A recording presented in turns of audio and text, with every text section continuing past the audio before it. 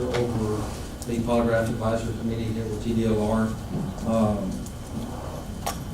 As the first order of business, we will have roll call to ensure that we certify a quorum here, and then ask the board for instructions thereafter.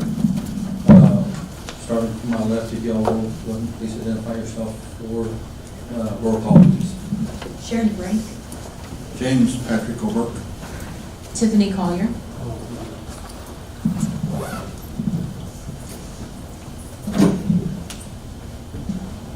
Moving forward, the next item of business would be to approve the minutes from our previous meeting held on March 28, 2017. Do we have a motion, or do we have to have a motion to waive the reading of the minutes? Or do we have to read the entire minutes of the meetings? You can waive the reading and go to a motion to adopt if you wish. Is there a motion to waive? I make a motion to waive. I'll second. The motion has been approved, and we will waive reading the minutes. Moving on to section D, public comments. Any person wishing to address the advisory board should complete the public comments form that's at the entrance. Mr. Chairman, Nick Voitis of TDLR. You folks need to vote on the minutes.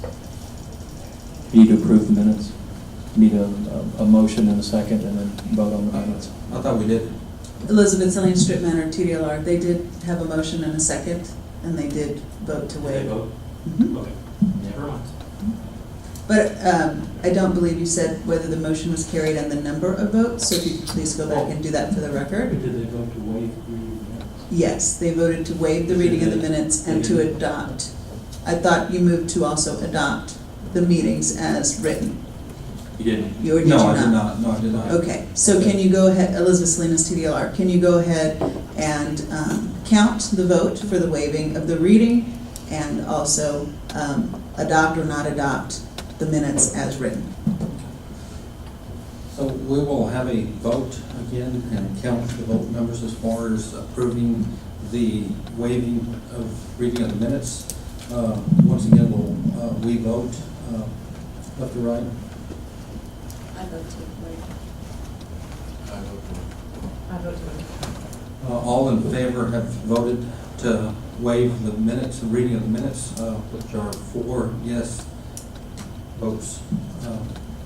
What was the second item that needed to adopt, a motion to adopt the minutes? Approve. Reading approved. To approve the minutes Approve as the written. minutes as written.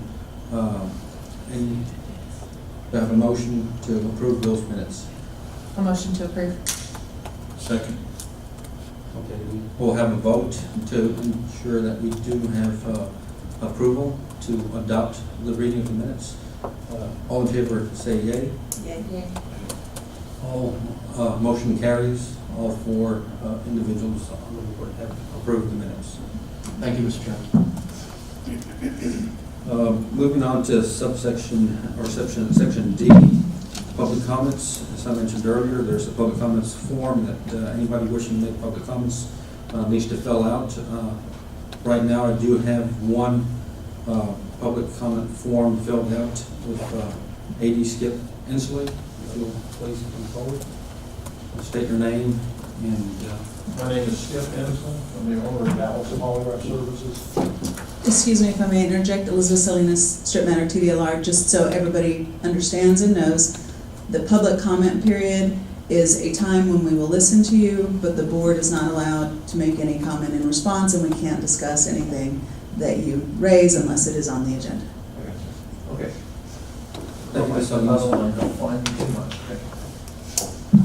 The reason I'm here today is we're trying to figure out some way to get some of the older laws adjusted and maybe get some new laws pertaining to polygraph. To date, the laws that we have now that I have been able to find are, for example, when you start an exam, you must start with 1 X at the beginning and 2 X's at the end.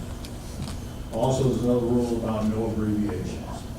There's also another rule about, hand score the charts, and I don't have a problem with that. The problem is that there are no rules that tell the polygraph examiner what type of format to use or how to do questions formulated properly and the new and the old scoring system. Another issue that we're having and we're really finding in the area of the Dallas Metroplex area is we have a number of examiners, not a number, but we have a few examiners there that use what they call a modified Utah. And what it is, it's 9, 8, 9, 10, and sometimes 12 relevant questions in a row with no comparison questions. I can't find any format anywhere that even covers that. We also have some people that do not videotape their exam. In one case, there was a case where an examiner actually perjured himself in a testimony at the hearing, and I was brought in to take a look at this. He said that he did not videotape a certain exam where there was supposedly some admissions made, and the issue was that he said he did not do the video because the equipment that he had, he was moving his office and it was in another location. Well, the only problem with that is the man has never moved his office, he never had any plans to move his office, he just doesn't videotape. The issue was serious enough that this man could have gone to prison. We're trying to get some laws that will take care of videotaping or even audio taping, mandatory rules to do that. Other things, maybe we can have some kind of a law coming in here that would say that we have to at least adhere to the minimum standards of the American Polygraph Association. That's the ruling agency in our business. They're the ones that set up the standards. We need something that has to do with ethics. And another law we need to put in, because of the efficiency of people using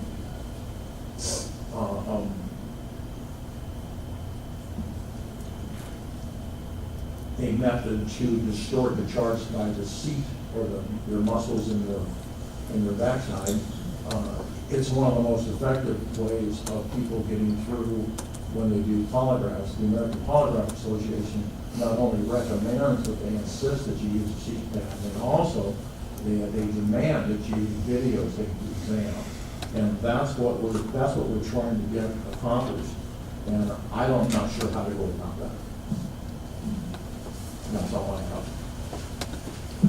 Thank you very much, Mr. Inslee.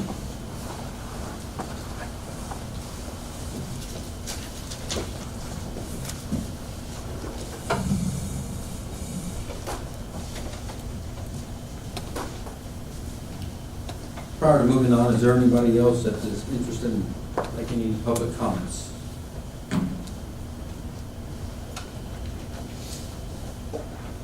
None being observed, we'll move on to Section E, staff reports, a briefing from the staff and discussion. I'll call TDLR response, executive office report. Who will be doing that?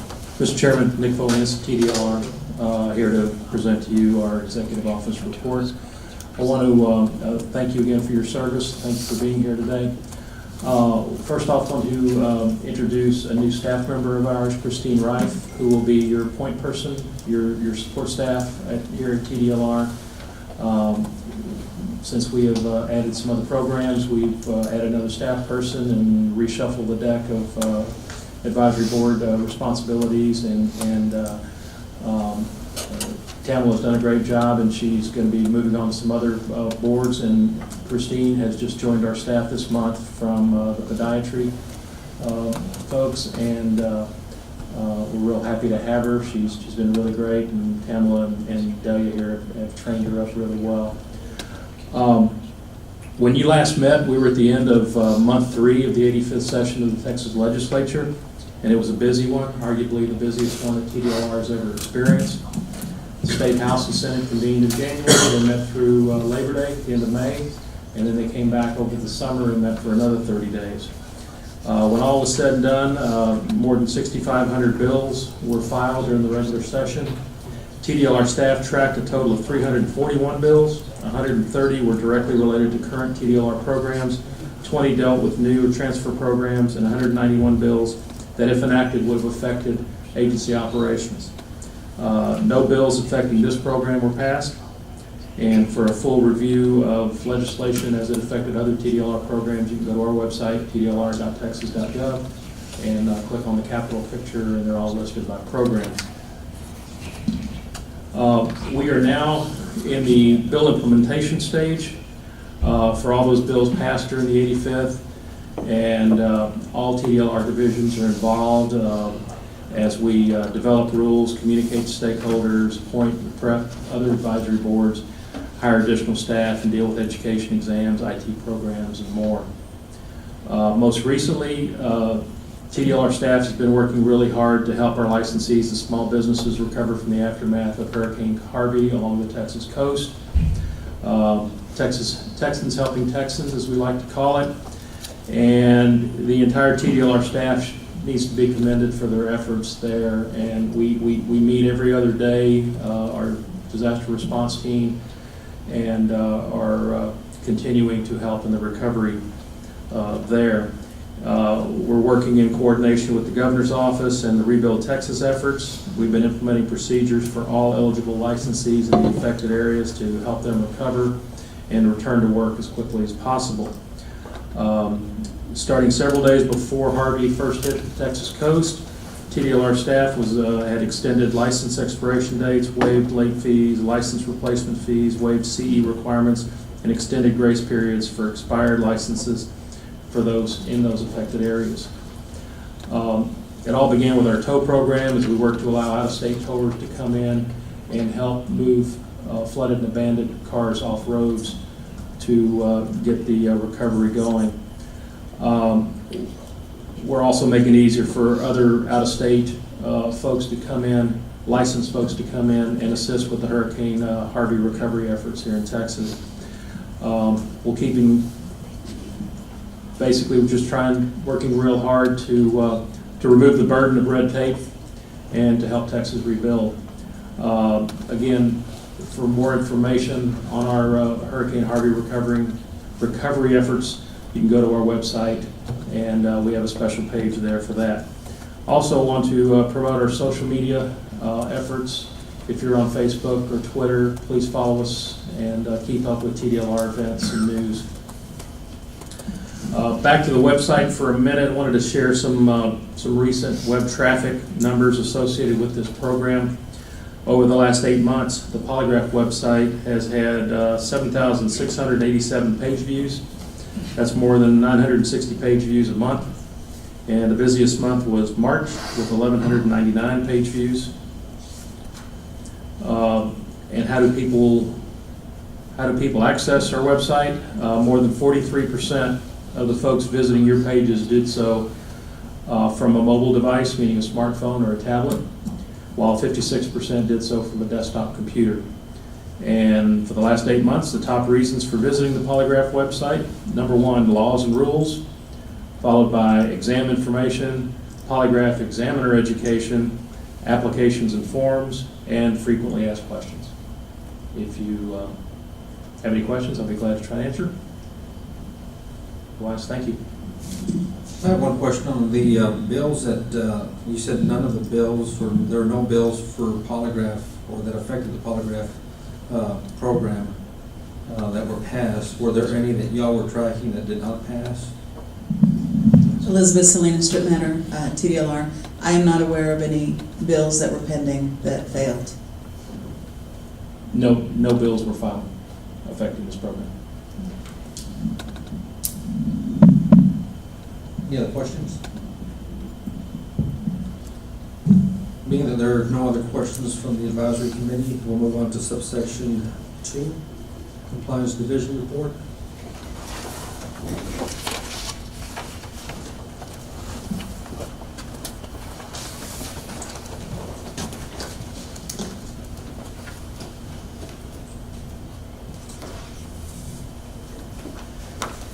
Good morning, Chairman and board members.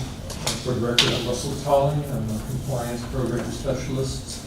I'm here to give a brief compliance report.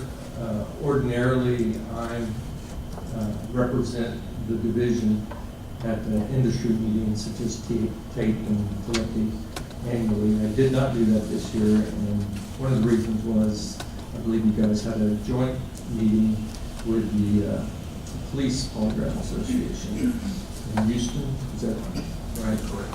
In March. So I hope that went well. I wasn't invited, so in fact, I didn't know until after the fact if you had met with them. But if there's anything I can do or you need to make me aware of or I can work on, please don't hesitate to contact me. I'm available to meet with you or any other industry groups or meetings that you think it's appropriate for me to join in at. I had one brief comment on a coworker of mine has been reassigned. So Lisa McDonald occasionally helped with the polygraph program with me, but now it's just me. She's working for another division now. And that concludes my report. If you have any questions, I'd like to take them.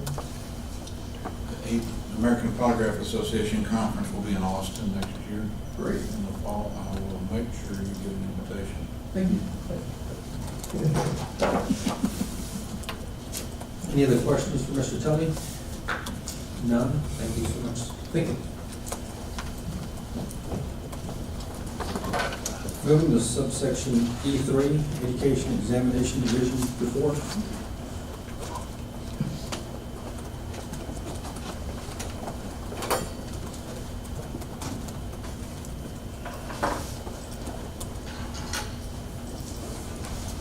Good morning, Chairman and board members. Good to see you here today. My name is Lorraine Stroh, and I'm with the Education and Examination Division. You should have been given your report, which included the exam statistics. It also included the continuing education statistics, and also included the information about Lisa McDonald, which has joined our staff. The main focus that our division has been currently doing is, of course, the Hurricane Harvey, helping the schools and the students in the area, and then getting ready for the phase 2 implementation of programs that are coming over in November. If you have any specific questions regarding the report, I'd be glad to answer those for you. Otherwise, that completes my report this morning. I'm new to what you do. In other agencies, I know there's online submission for continuing education. Is that ever a possibility or in the future for what you do? It seems like it may help facilitate the ease of what you do since you do a lot of work. Sure, and I'm assuming you are referring to actually paying for those fees and submitting the material or applications online, is that correct? Yes, ma'am, that's what I'm doing. Okay. That definitely, we hope, would be something that we could go towards in the future. I know it would definitely be beneficial to the industry and would also be beneficial to us as well. Currently, there is no task at hand to make that happen at this point, but it is certainly something that we're always encouraging and hoping that will happen. If you want to continue giving that suggestion, then that may make that a higher priority to make that happen. Okay, thank you very much. You're welcome. If there's not anything else, I wish you a good day. Thank you, ma'am.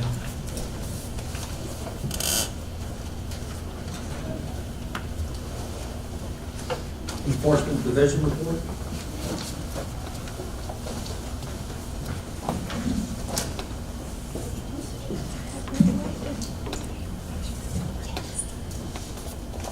Chairman, committee members, my name is Trevor Thielen. I'm one of the prosecutors in the Enforcement Division. I'm here representing the huge number of legal assistants, investigators, prosecutors that we have in our Enforcement Division. We cover all of the programs. We accept complaints from the public about different licensees. We investigate those complaints if they indeed are asking about something we have jurisdiction about. And when appropriate, we file cases. We also review license applications, renewal applications, and the criminal history background checks that go along with those, and decide whether or not the applicants meet the guidelines, the criminal conviction guidelines for qualifying for a license. In the Polygraph Examiner program, since the program began at TDLR in 2009, as I understand, we've opened a number of cases. You can see the statistics on the form. You can see that only 44 cases total have been opened in that time. That is not reflective of the number of complaints that we've gotten. There's actually a number more complaints that we accept. Like I said, we have an initial intake filter that looks at those complaints to make sure that they are alleging something that we would have jurisdiction over. If they don't, then we don't open those cases. But of the cases that seem like they could have merit that we've looked into, to date, we have not filed any official charges of violations of the laws and rules, have not taken those to a penalty, whether that would be an agreed penalty or a default or even a contested case and so on. I've never handled any of those cases personally. The two attorneys that have done that most recently are engaged in interviewing some new attorney applicants today. But from my understanding of talking to them, this industry in general, when we get a complaint, when we investigate it and look into it, quite often the complaint isn't supported by the evidence that we find to the level that we would need to be able to prove the case, to bring the case forward. And I think that's a good thing for the Polygraph Examiners program. We've also opened a few cases. You'll see evaluation letter eligible, license granted.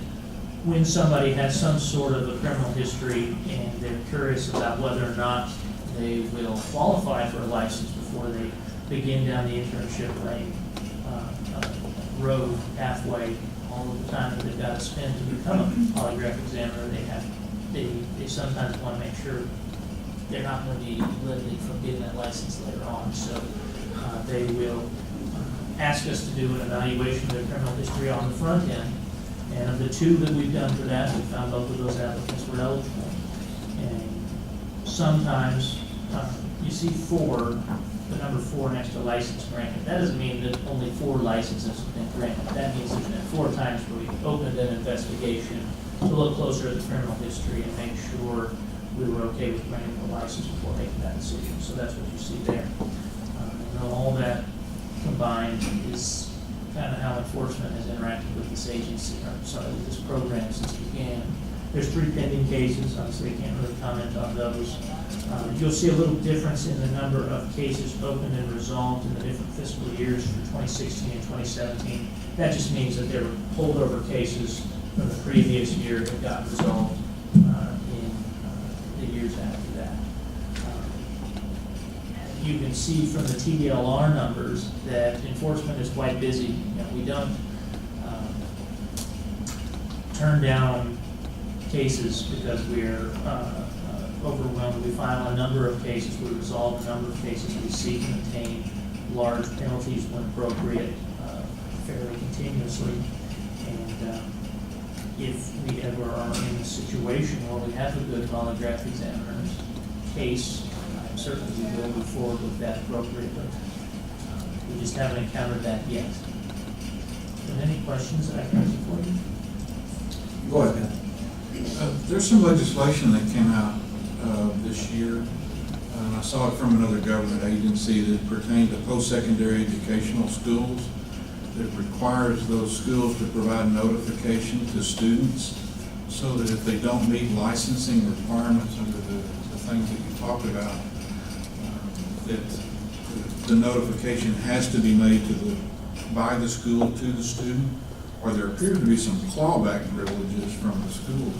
I don't know if you're familiar with that, and if you've also incorporated that into some of what we require schools to do. I'm referring to basic curriculum provided polygraph schools. I'm not personally familiar with that legislation. Did you see anything? I'm not personally familiar with it either. I'll tell you, it came out through the PI board, so that where they had, because all the states have post-secondary educational licensing, and so I guess there was kind of a willy-nilly approach to allowing students to go to programs that they wouldn't be, they couldn't receive the ultimate professional license for. And so it required a pre-application notification to students so that they didn't get licensed and the school had not made the student aware of that there was like a clawback privilege. So I would tell you that I've shared that with some of the professionals, and maybe something you might want to be aware of, that we incorporate that into the basic curriculum providers so they're aware to let students know, look, if you don't, you have to be notified about your ability to get employment later on and to access TDLR as the ultimate arbiter of, I guess, who could get a job or not based on their criminal history. So, Elizabeth Salinas, Strip Matter, TDLR. I was informed that HB 1508 is being worked on in response to this. However, would also caution the board, this is not on the agenda. If you'd like to have a full discussion about it, we can certainly place it on the agenda for the next time to have full discussion, and also to allow both enforcement and the GC to get up to speed on the issue to actually be able to provide you with some guidance if that is what you would like. thank you. I will say, we do have stats on the evaluation letters, and that's kind of an example of what we're doing proactively to let people know on the front end that, hey, you will or ultimately will not likely be eligible after you've gone down that road.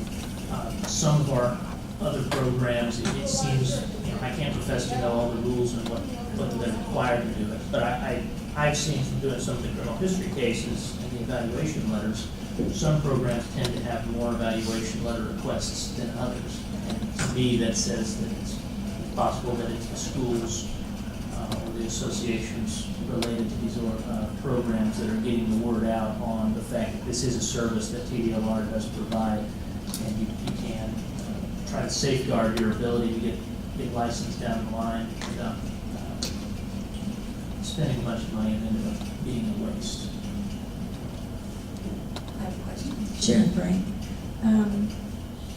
The last two board meetings, we've had public comment about issues in polygraph. And you mentioned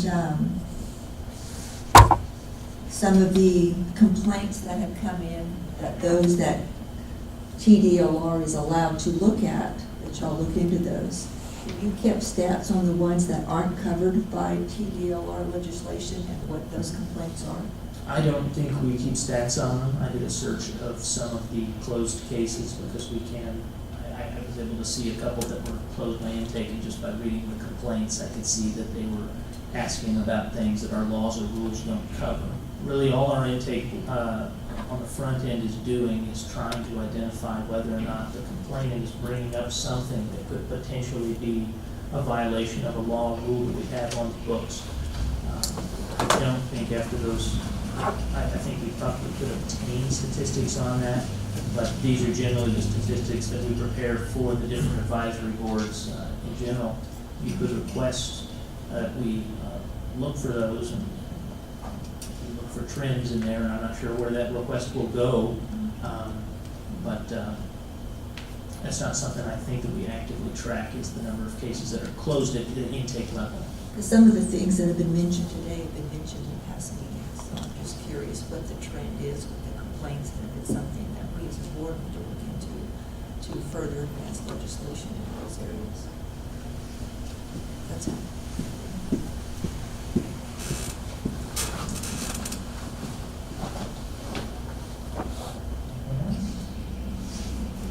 Thank you so much.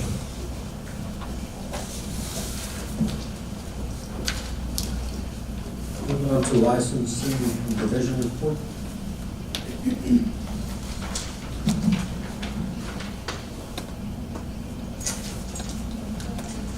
Morning, Chairman, board members. I'm Lisa Hodak, licensing manager. And my report has fiscal years 2014 to 2017, and that have been broken down by the actual examiners, trainees, and then a combined total at the end.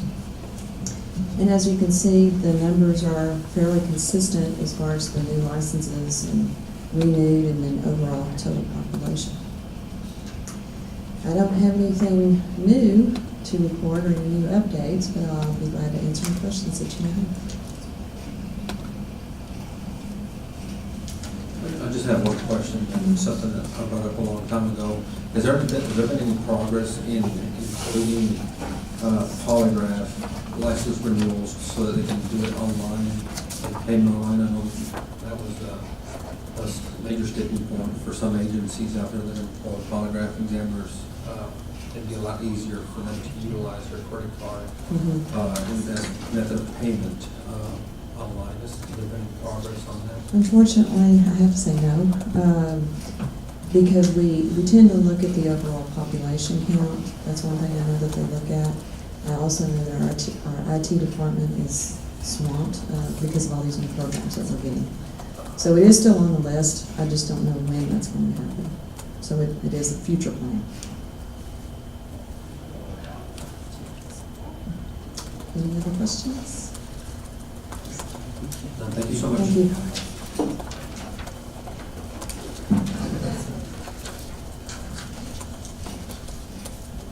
Moving to agenda item F, recommendations for agenda items for the next committee meeting. I think there's a real need, knowing that there is time right now to start talking about agenda items for the next legislative approval process, for us to come up with a working group to discuss the issue that came up in our last meeting pertaining to the occupations code definition of an instrument.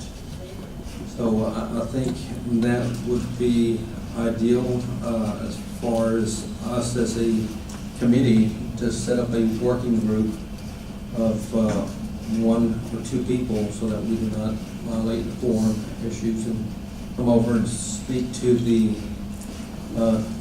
TDLR legal and maybe another person that can guide us in drafting verbiage that can be presented to a legislature to potentially have that item brought up during the next legislative session and potentially adopted and into legislation. Elizabeth Salinas, Strip Matter for TDLR. If you would like to convene a work group, we can certainly do that. We can provide you with guidance of what the current state of the law and the current definition is. But any proposals about future legislation, you would need to take up directly with your lobbyists. TDLR does not, on behalf of any program, push particular legislation, but we can certainly provide you with guidance on what the state of the law currently is, so that you can gather your ideas to determine what you'd like to talk about with your lobbyists. Go ahead. Sharon Brink. Did you say this? Yes, go ahead.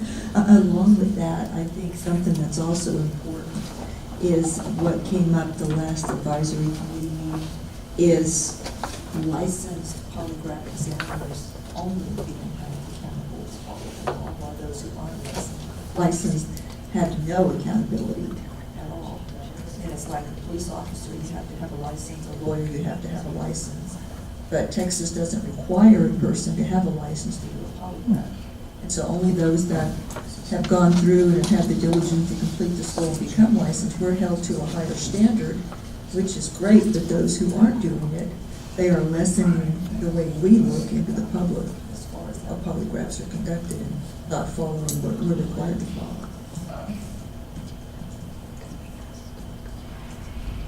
So, Ms. Salinas, what I'm hearing you say is that if we come up with a working group and come up with verbiage and we present that verbiage to the TDLR board, there's nothing that the TDLR can have any action on as far as meeting with the legislative body to make alterations to current regulation, not a regulation, but something that's in the code. That's correct. We don't advocate on legislative positions one way or the other.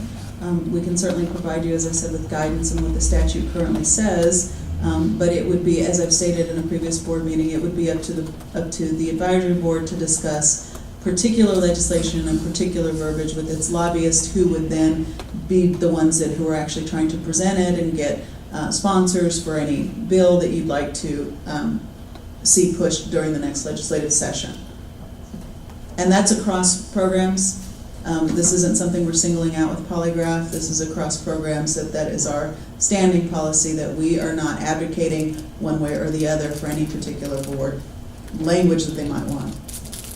And we're not allowed to, actually. Yeah.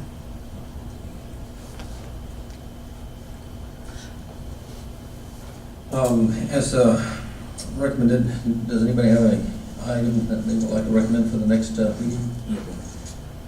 Patrick O'Burke. Recently, the American Polygraph Association went through an accreditation process to become accredited as an accreditor. It's ASPA, the Association of Specialized and Professional Accreditors. And one of the requirements for that was to reach out to stakeholders that are in the polygraph industry.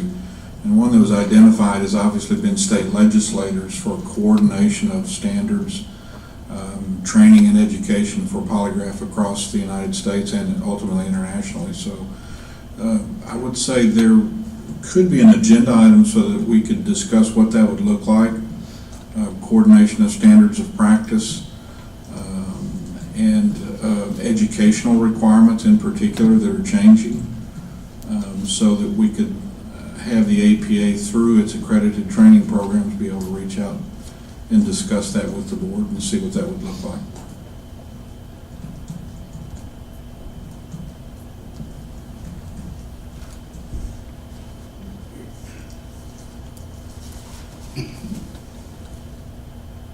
Are you asking for a work group?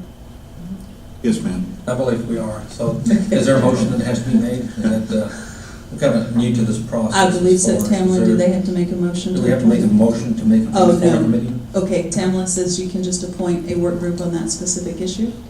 Okay. Do we have any volunteers to be on that work group? All right, be noted that Mr. O'Burke and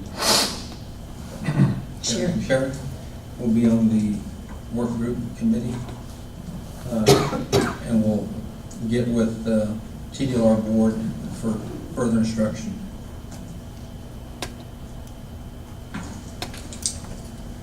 Any other recommendations for agenda items for the next meeting?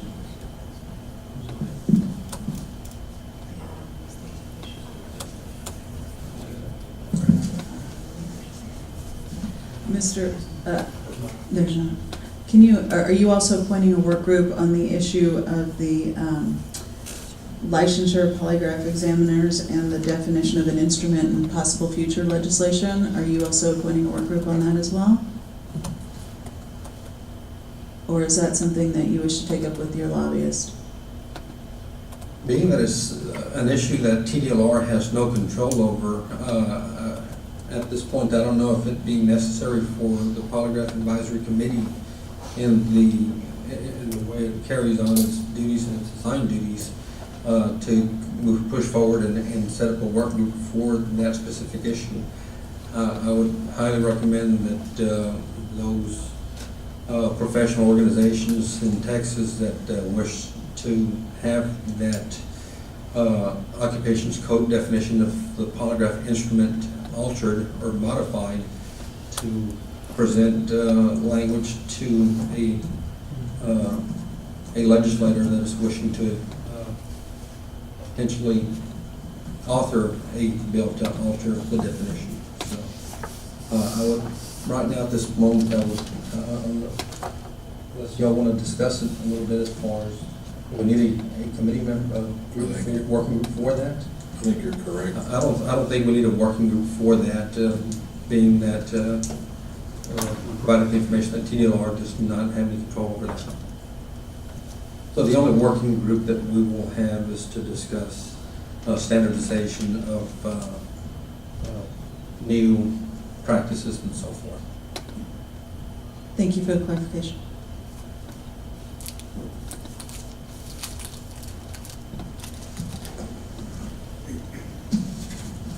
Moving on to section G, the date and time and location of the next committee meeting. Tamara, I know you're on your way out, and we typically rely on you to give us some guidance as far as what dates in the future lie ahead. Go ahead, Mr. Jeff. Chair, excuse me. Are you wanting to also add to the agenda the discussion of HB 1508 and the update on that bill and a presentation of what it may mean for the polygraph schools, as the question was raised earlier in the meeting? I don't know that it requires a committee. It may be something. Not a committee, I'm asking if you want to So, place that on the next board agenda? uh, If you'd like a presentation on that, so we can walk through that and have a discussion on that. Sure.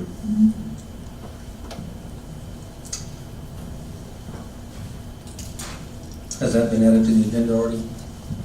Yes. Yes, we will add it.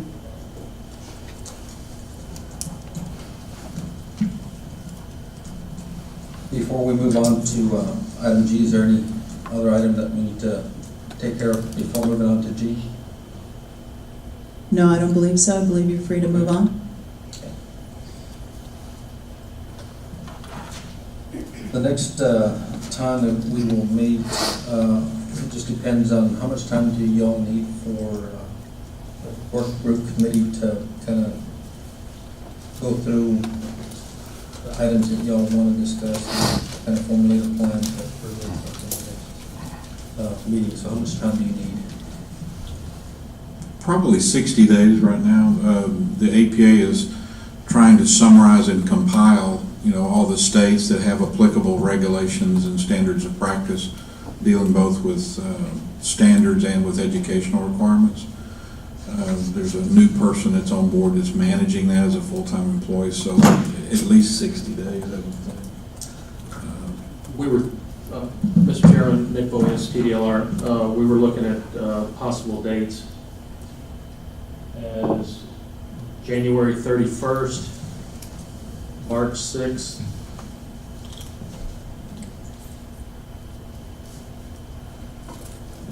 February 6th. So let me repeat those.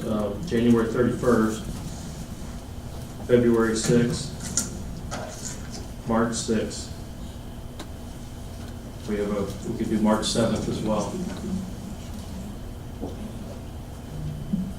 Let's go ahead and select the January 31st date, and if we need to move that date, we can do that through the process that's been established already. The 31st sound good? The Wednesday. On a Wednesday? Wednesday, January 31st, And what time? 10:30 in the morning at this location. Thank you.